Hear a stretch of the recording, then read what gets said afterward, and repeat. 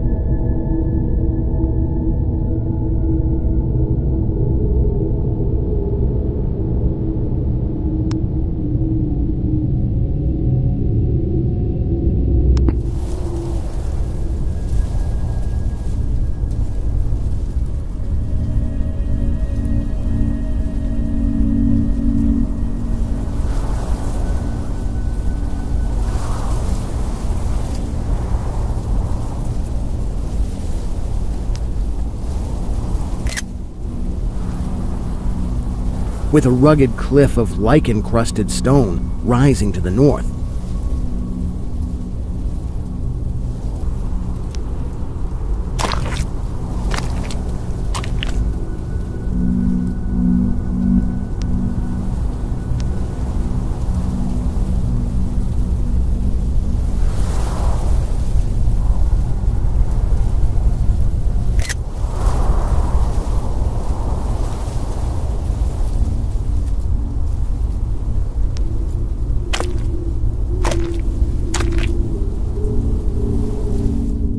Impelled by some obscure quest, I ascended a rift or cleft in this beetling precipice.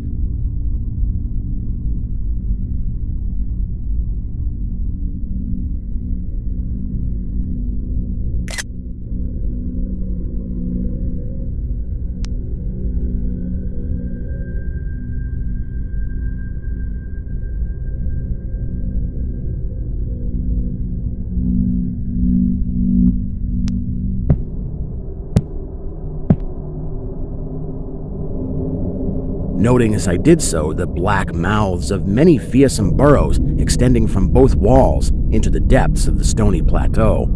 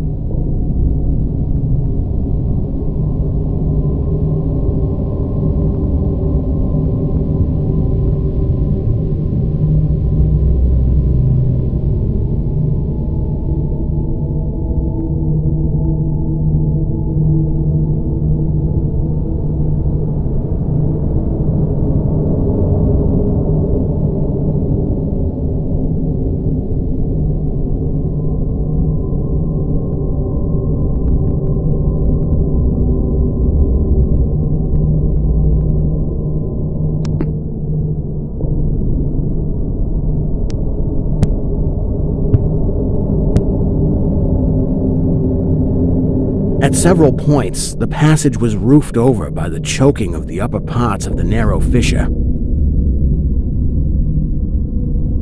These places being exceedingly dark and forbidding the perception of such burrows as may have existed there. In one such dark space, I felt conscious of a singular accession of fright.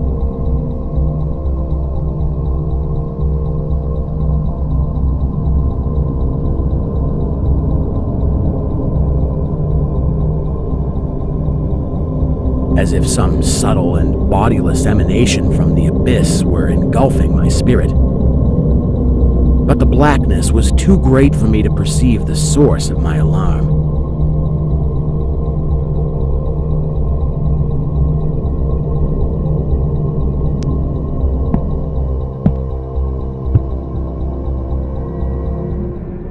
At length, I emerged upon a tableland of moss-grown rock and scanty soil.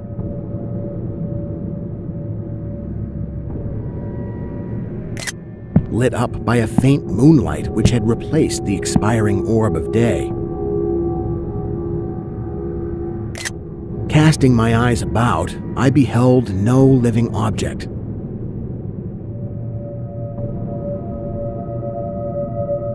But was sensible of a very peculiar stirring far below me amongst the whispering rushes of the pestilential swamp I had lately quitted.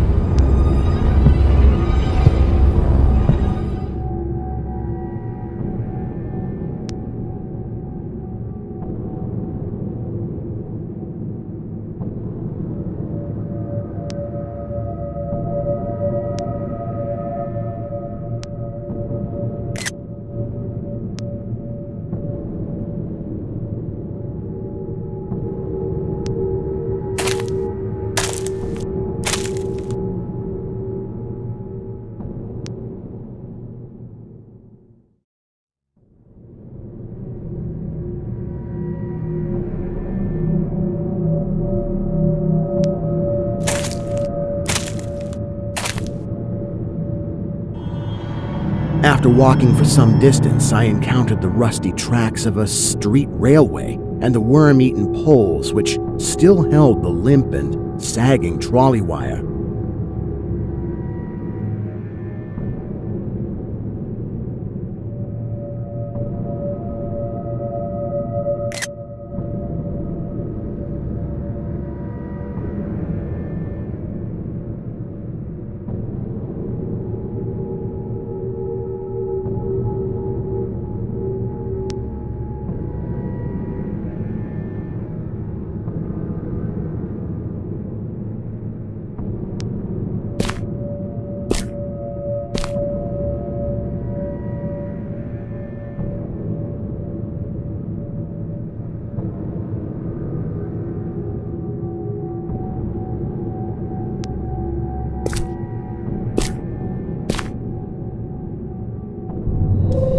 Following this line, I soon came upon a yellow vestibuled car numbered 1852 of a plain, double-trucked type common from 1900 to 1910.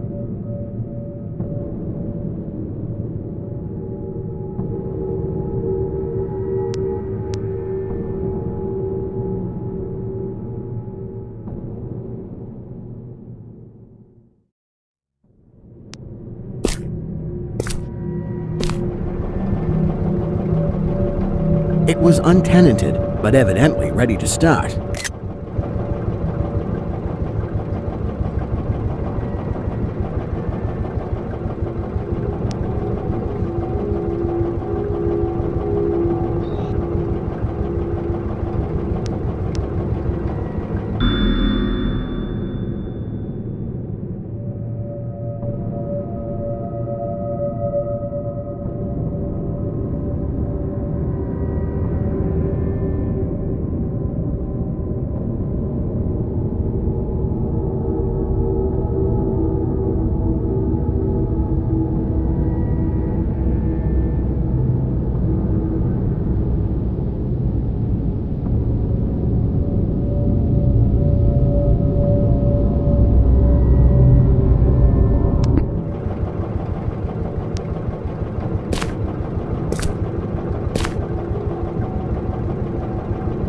The trolley being on the wire and the air brake pump now and then throbbing beneath the floor.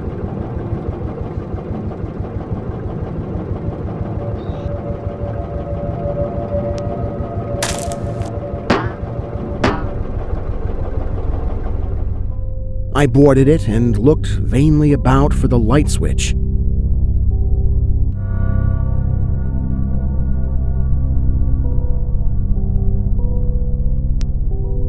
Noting as I did so the absence of controller handle, which implied the brief absence of the motorman.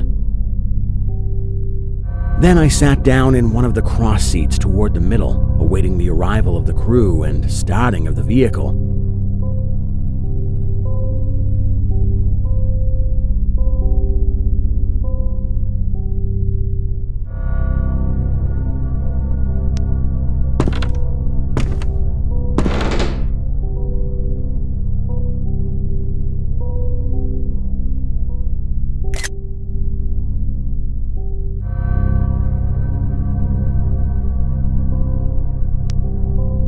Presently, I heard a swishing in the sparse grass toward the left and saw the dark forms of 2 men looming up in the moonlight. They had the regulation caps of a railway company, and I could not doubt but that they were the conductor and motorman. Then one of them sniffed with singular sharpness and raised his face to howl at the moon. The other dropped on all fours to run toward the car. I leapt up and at once raced madly out of that car.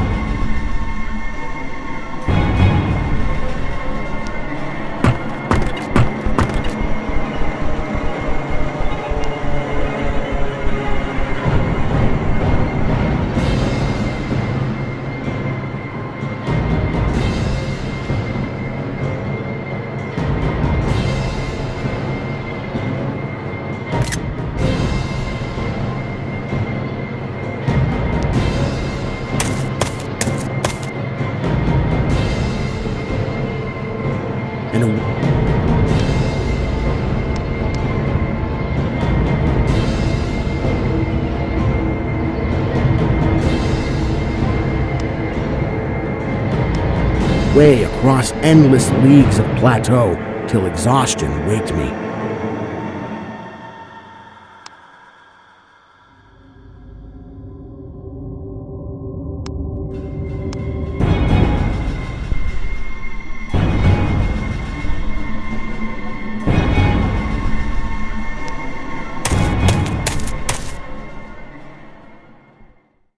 Doing this not because the conductor had dropped on all fours, but because the face of the motorman was a mere white cone, tapering to one blood-red tentacle.